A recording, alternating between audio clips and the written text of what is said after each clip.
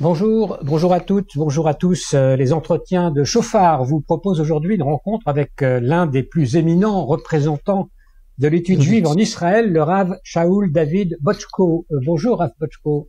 Bonjour, shalom et shalom à tous les auditeurs. Vous êtes le directeur de la yeshiva Eichal Eliyahu, dans le Yeshuv Korav Yaakov, une yeshiva qui a été fondée par votre grand-père à Montreux, il faut toujours le rappeler, en Suisse. On est en 1927. Il y a près de 100 ans maintenant, sous le nom de Etz Chaim, et que vous avez donc installé en Israël au moment de votre alia en 1994. Vous faites partie de la mouvance qu'on dit sioniste religieuse. Vous défendez l'idée donc que le judaïsme doit rester actif dans la vie israélienne une fois le peuple revenu sur sa terre. Une implication évidemment très forte en ce moment. La question se pose puisque la plupart de vos étudiants sont engagés sur les divers fronts. Juste pour démarrer une image peut-être de ce qui se passe aujourd'hui, comment est-ce que vous conciliez, dans ces temps difficiles, la continuité de l'étude à la yeshiva et cette mobilisation dans l'armée sur le front? Oui, eh bien, nos élèves, tous, se préparent à l'armée. Ils font à la fois de la yeshiva, à la fois de l'étude de la Torah et à la fois le service militaire.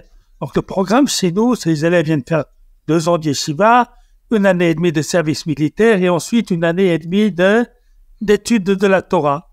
Il y a d'autres qui font un programme d'1 année de Torah, 2 ans de yeshiva et 1 année de Torah. Alors, ce qui se passe, c'est que les élèves qui ont déjà fait leur service militaire, la plupart d'entre eux sont bien entendu mobilisés. Et puis, on a eu même des demandes aujourd'hui pour ceux de la 2e année d'avancer de quelques mois leur enrôlement, parce qu'il y a un très grand besoin de personnes dans le service militaire. Donc, bien entendu, on peut dire qu'on est ici avec la moitié de nos effectifs. Il y a aussi des maîtres, des rabbinim qui servent à l'armée et qui ne sont donc pas là. Et personnellement aussi, j'ai pendant de longs mois des enfants, des petits-enfants qui sont à l'armée. Pour nous, c'est une mitzvah de servir l'armée. C'est d'avoir un devoir humain de base. Il faut bien se défendre et pas attendre qu'on va nous massacrer. Et sur le plan du peuple juif, du judaïsme, et puis le judaïsme n'est pas seulement une religion qui demande aux gens de faire Shabbat et de manger kasher. Il faut faire Shabbat, il faut manger kasher, mais il faut aussi défendre son pays, défendre son peuple. Ça fait partie des valeurs fondamentales de la Torah. On va en reparler.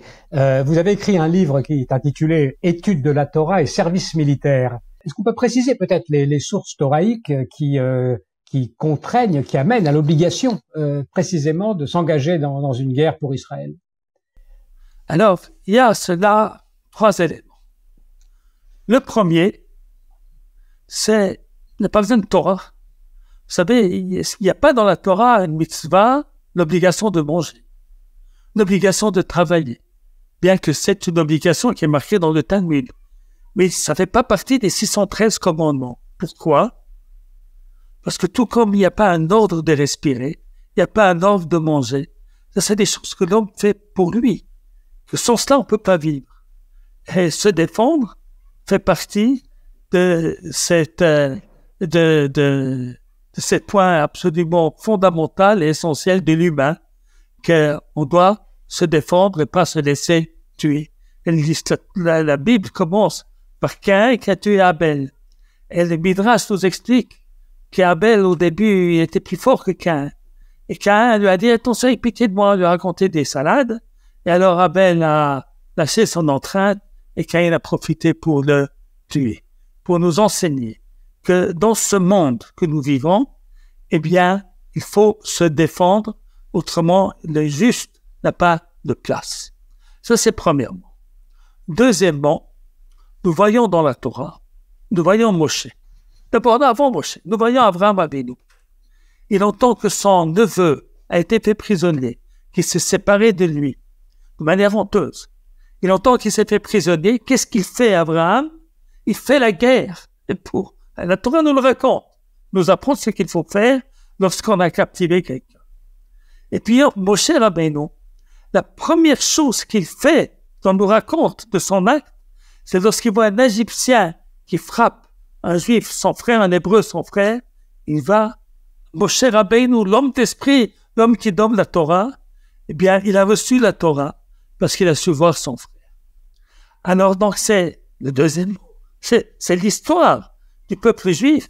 L'histoire du peuple juif, Abraham Avinu, Moshe Rabbeinu, le roi, tous les juges, Shaoul, David, tous les rois, les Maccabées, ils ont tous fait la guerre.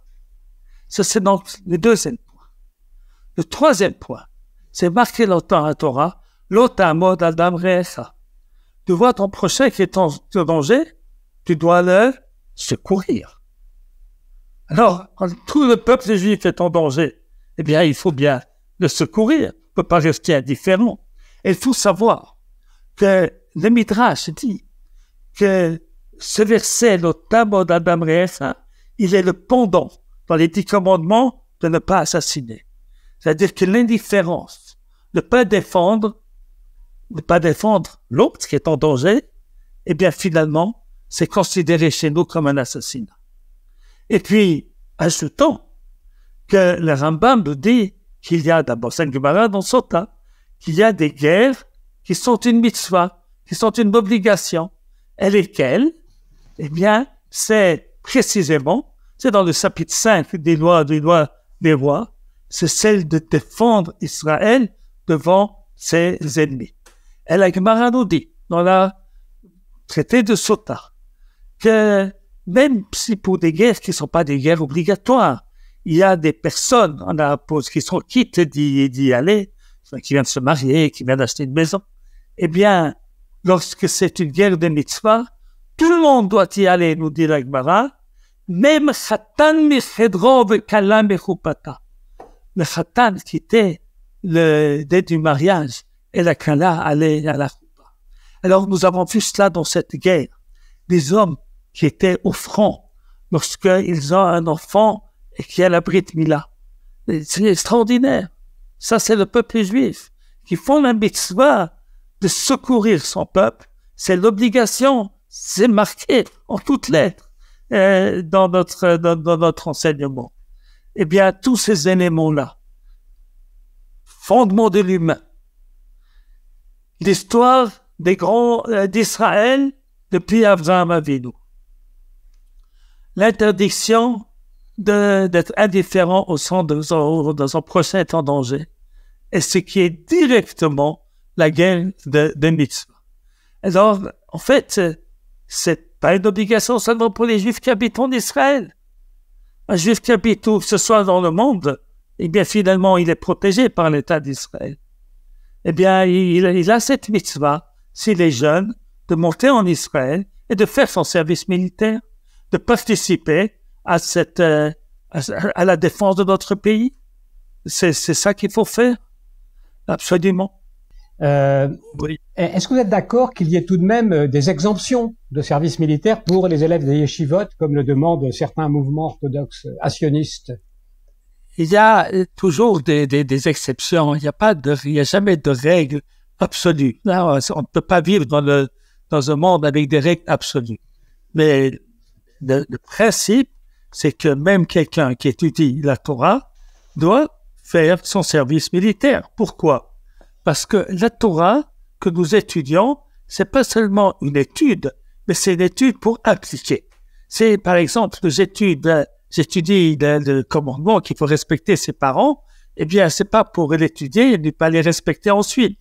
On parle de l'honnêteté, eh bien, c'est pour être honnête, etc. Et donc, si on parle de l'obligation nous sommes une collectivité qui a une notion de l'Israël, qui a une notion de la communauté d'Israël et l'interdit d'être indifférent aux problèmes, aux soucis d'autrui, eh bien ça fait partie du judaïsme. Donc le principe est que quelqu'un, même s'il étudie beaucoup de Torah, et même s'il fait que ça, eh bien il faut prendre un temps pour faire son service militaire et pouvoir défendre son pays. Je repose autrement ma question. Si je peux vous raconter une petite anecdote. Oui. Il y a un des petits-enfants de mon père, un de ses petits-fils, il est venu lui poser cette question-là en disant quelqu'un qui étudie vraiment tout le temps, il a un livre même pendant les repas, il fait pas de promenade, il étudie tout le temps. Est-ce que lui aussi, il doit faire son service militaire? Alors, mon père était déjà âgé, mais il a tout compris. Pour qu'il pensait à lui-même, c'était un enfant très, très sérieux. Alors, il lui a dit, est-ce que tu mets les tefilines tous les jours? Pour nous enseigner que faire son service militaire, c'est comme mettre les tefilines. Est-ce qu'il n'y a tout de même pas une nécessité, en tout cas une utilité pour le peuple juif de se confronter à la Torah indépendamment de l'histoire du peuple juif? Non. La Torah, elle commence par une histoire. La première parole de Dieu à Abraham, c'est va-t'en en Israël. Non, on ne peut pas séparer la Torah, une espèce de religion qui n'est pas reliée à la vie. Non, on peut pas faire ça. C'est pas un couvent, le judaïsme. Les rabbins doivent être mariés, ils doivent avoir des enfants. Et dans le passé, la plupart aussi, ils gagnaient leur vie. Plus généralement, peut-être, pour essayer d'aller au fond de cette question, comment vous expliquez comment la différence de vision qui existe entre les religieux en Israël, entre orthodoxes et sionistes, sur la question de cette implication dans la vie israélienne? Est-ce qu'il y a des sources, on va dire, pour les deux façons de voir les choses? Non, il y a des raisons historiques. Il y a une idéologie, mais bon, point pour expliquer, hein, c'est pas que je suis d'accord, mais je vais vous expliquer d'où ça vient. Il y a à la fois une idéologie et à la fois une opposition qui s'est faite. L'idéologie était qu'il faut attendre la venue du Messie avant d'entrer en Israël. Donc, dès le début de l'histoire du sionisme, beaucoup de rabbins se sont opposés au retour en Israël parce qu'il y a des sources qui existent, il faut expliquer, et qui parlent, attention, il faut attendre. Et la deuxième raison, c'est parce que le sionisme a été le fait de gens qui n'étaient pas religieux, même parfois contre la religion. Alors, s'associer à ce mouvement, c'était s'associer à des personnes qui voulaient faire du mal au judaïsme. Alors, à l'époque, il y a 100 ans, on pouvait se tromper, on pouvait comprendre comme cela. Mais, et maintenant, l'État d'Israël s'est fait quand même, bien que les rabbins avaient dit ça se fera pas, ça peut pas se faire, parce que c'est contraire à la Torah. Mais c'est pas contraire à la Torah. Nous avons eu un État juif pendant de longues années, même si les dirigeants n'étaient pas respectueux de la Torah. Nous sommes un peuple juif qui devons respecter la Torah. Mais même celui qui ne respecte pas la Torah reste un juif. Et le peuple juif reste peuple juif, même s'il ne respecte pas la Torah. Même lorsque les enfants d'Israël ont fait le veau d'or, ils sont restés les enfants d'Israël. Ils n'ont pas été rejetés par HaKadosh Baruch Hu, malgré la faute qu'ils ont faite. Donc nous sommes un peuple, nous sommes une nation. En tant que peuple et nation, nous devons nous défendre. Voilà. Maintenant, effectivement, les deux thèses pour dire de ne pas participer au sionisme, c'est l'attente, et deux, de ne pas participer avec ce qu'on appelle, malheureusement, des mécréants. Et alors, vous répondez à ces deux objections? Les deux objections, c'est que sur la première objection, il y a des temps. Et il y a des temps, lorsqu'il y a un temps d'exil, il y avait un temps où il fallait quitter.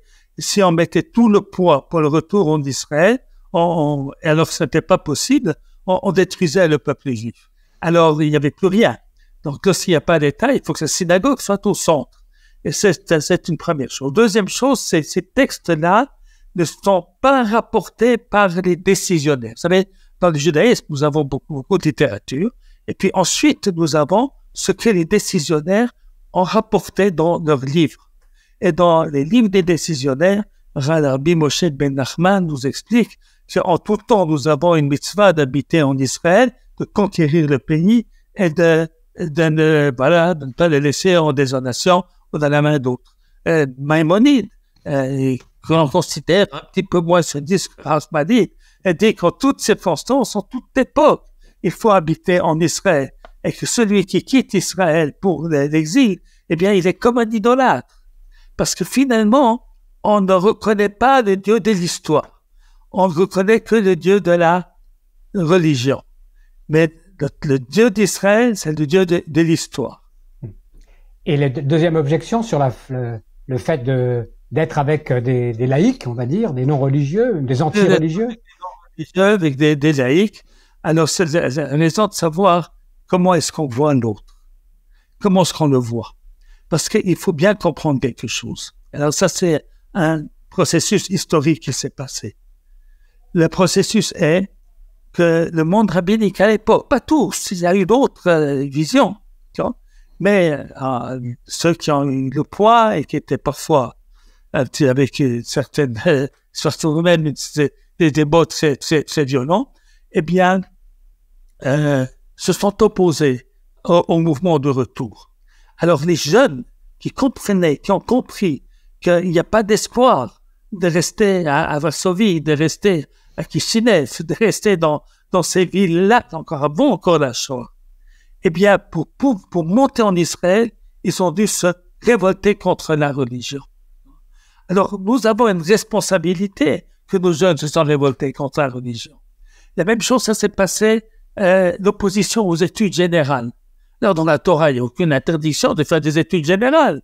Alors, il y a même une obligation d'avoir un métier. Et même l'étude des sciences n'est pas un péché. Mais parce qu'ils avaient vu où on étudie à l'université, donc les gens vont quitter, alors on a interdit. Alors, en interdisant, eh bien, ce qu'ont fait les gens, ils ont tout quitté. Ils ont tout quitté. Donc, c'est une responsabilité que l'on a lorsqu'on veut surprotéger. Finalement, on fait tout échouer.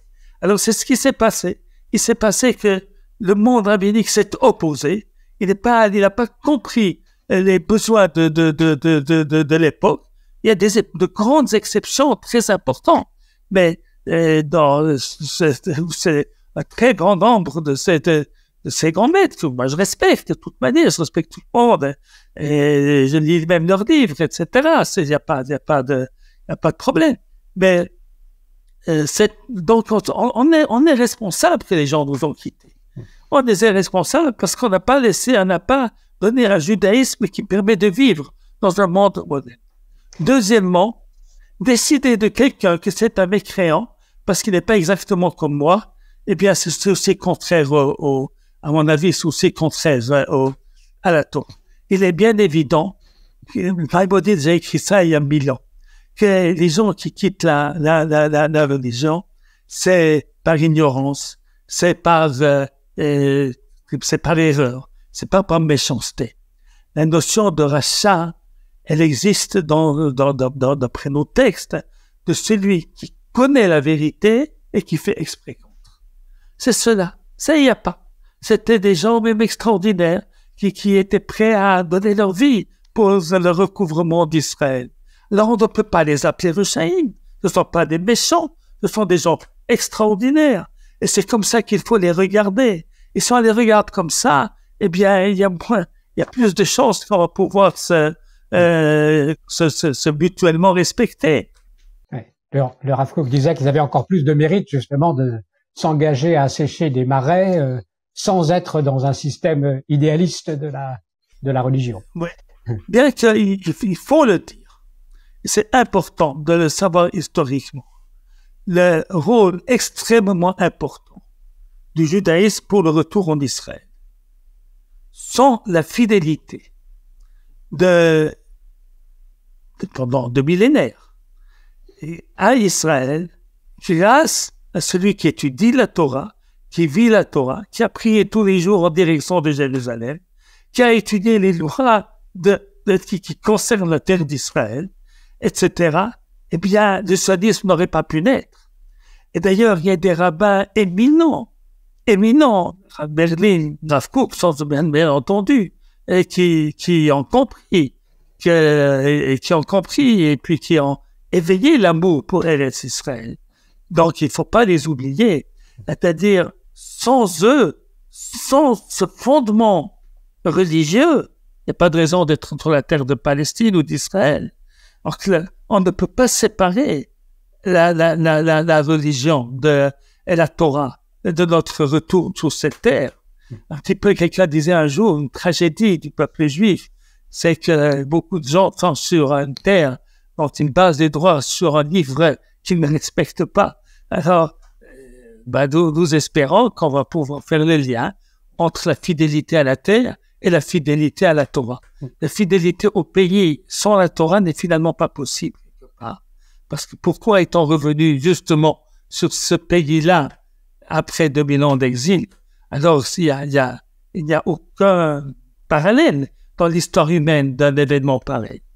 C'est uniquement parce que nous étions là grâce à la Torah, la promesse que Dieu a fait à Abraham. Donc, de vouloir dissocier Israël de sa source toraïque, c'est pas possible. Mais de vouloir dissocier la Torah d'Israël, c'est pas possible non plus. Comment se présente pour vous la question de l'alia des Juifs vivant en galoute encore? Est-ce qu'il faut encourager l'alia sans restriction, Rav Botchko? Bien entendu, il faut encourager l'alia. On sait que mitzvah de la Torah. Comme il faut encourager de faire le Shabbat, et qu'il faut encourager de manger kasher, et qu'il faut encourager d'être super honnête, eh bien, il faut encourager de faire l'alia. C'est une mitzvah de la Torah. C'est même une mitzvah essentielle. C'est même une mitzvah que, en rapport dans nos textes, qui vaut toutes les mitzvahs de la Torah. Ça a été dit à propos d'autres mitzvahs aussi, hein, je le dis tout de suite. Moi, je pense qu'il faut tout. La Torah, c'est un ensemble. Torah Hashem Temima Beshivat Nafesh. La Torah Hashem est un ensemble, est une perfection qui donne le repos à l'âme. Donc, c'est tout. On peut renoncer ni au Shabbat, ni à l'Aliyah. C'est pas, d'ailleurs, il y a qui dit c'est l'un ou l'autre. C'est pas l'un ou l'autre. On peut vivre la Torah en Israël, il n'y a aucun problème. Rav Botchko, à propos de l'Aliyah, on constate aujourd'hui qu'il y a une sorte de montée, enfin il y a une sorte de montée des demandes d'Aliyah en tout cas, et des réalisations, de volonté de beaucoup de gens, notamment en France, de monter en Israël. Comment vous interprétez cet élan qui s'est manifesté après le 7 octobre? En fait, c'est triste que ça ne s'est pas passé avant.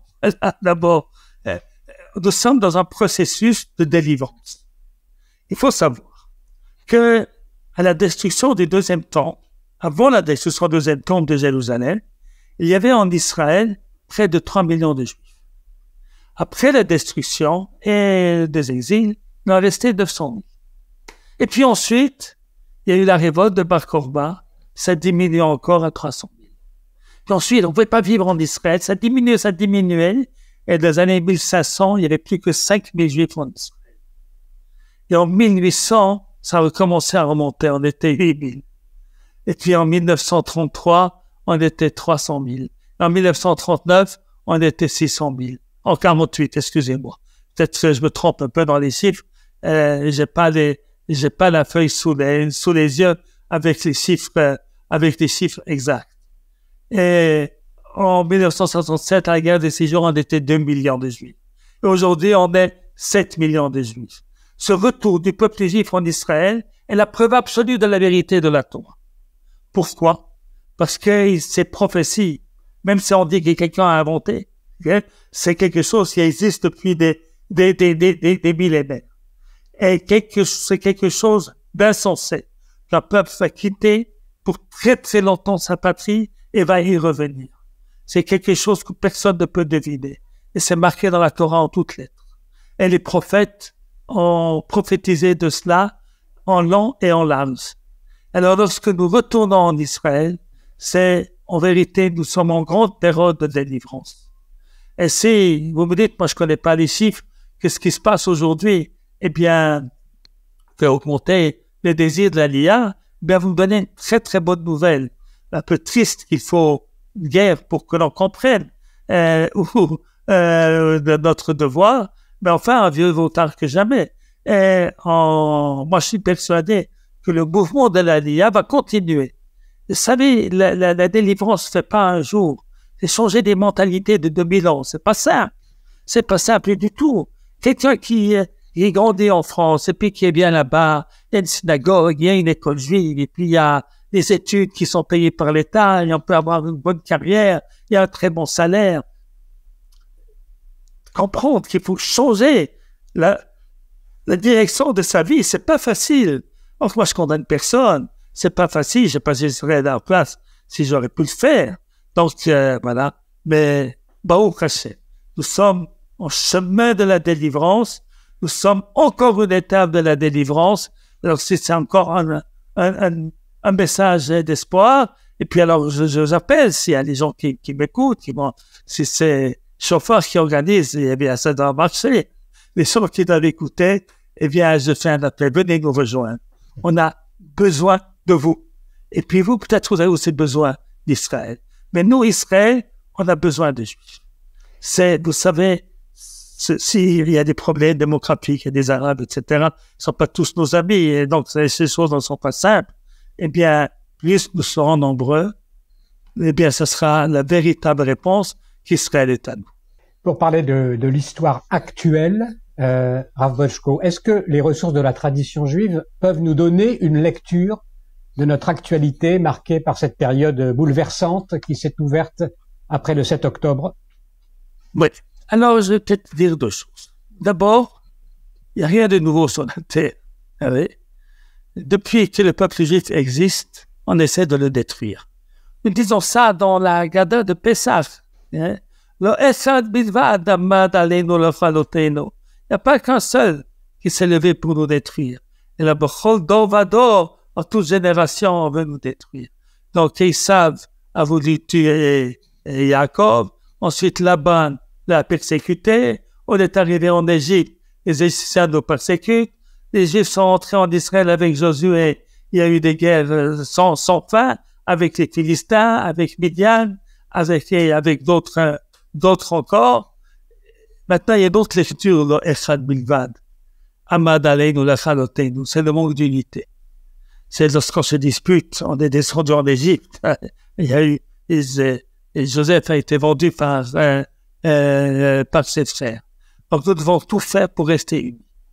Nous devons respecter tous. Les Haredim, même si on n'est pas d'accord avec eux. Les gauchistes, même si on n'est pas d'accord avec eux. Et on doit respecter tous. On doit comprendre qu'on est un peuple. Alors, pour reprendre la réponse à votre question, c'est quelque chose qui n'a pas eu de fin. Même depuis la création d'Israël, il y a eu tant et tant de guerres. En vérité, c'est qu'une longue guerre avec des accalmies. Mais c'est ce qui est extraordinaire. Malgré cette histoire, avec tant de difficultés, eh bien, le peuple juif n'a jamais cessé de créer.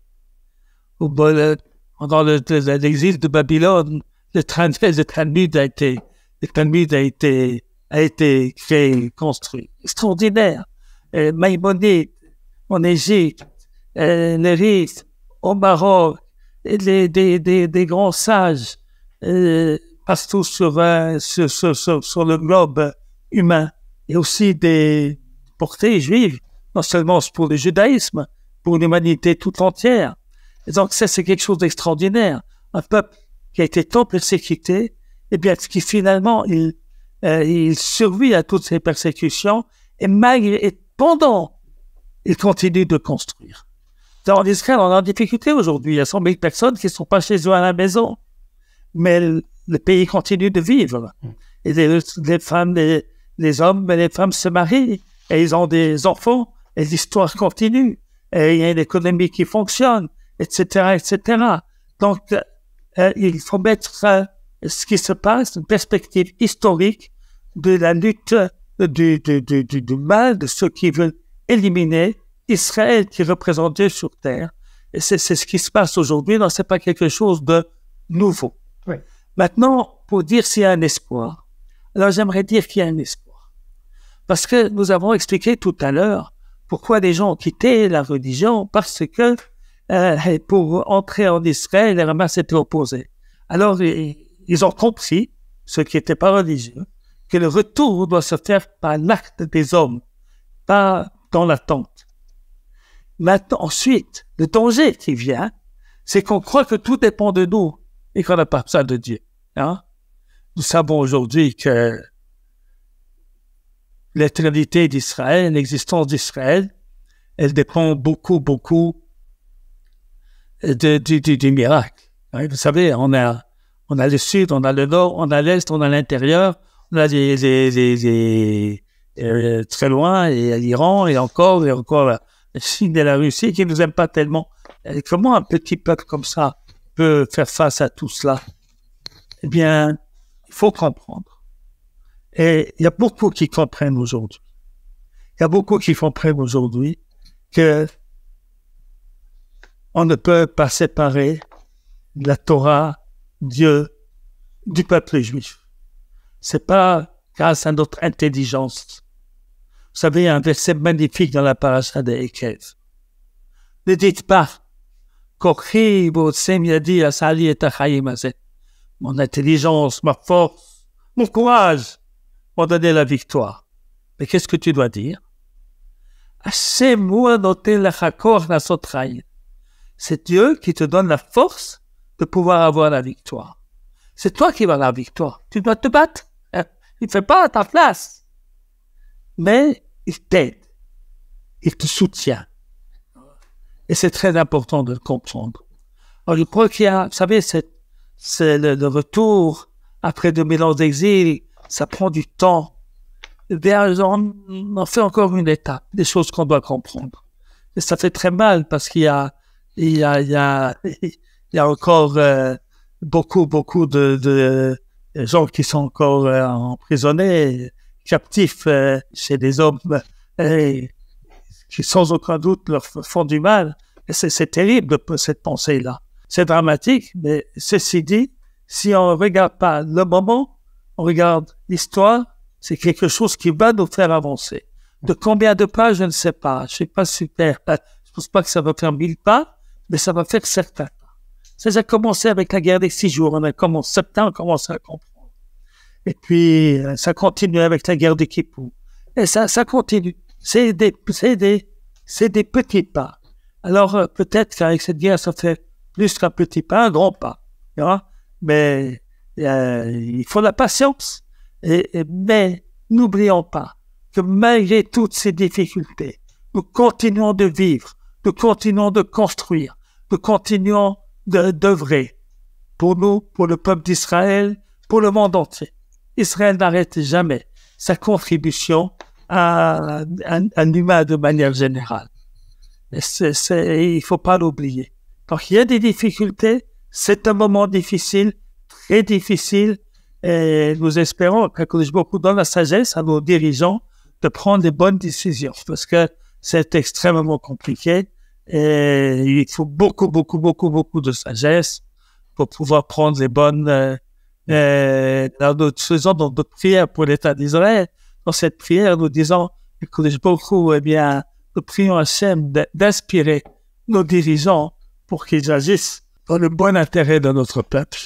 Merci beaucoup, Rav Wojtko, d'avoir accepté de l'invitation de Shofar, et merci à tous pour votre attention. À bientôt pour d'autres entretiens.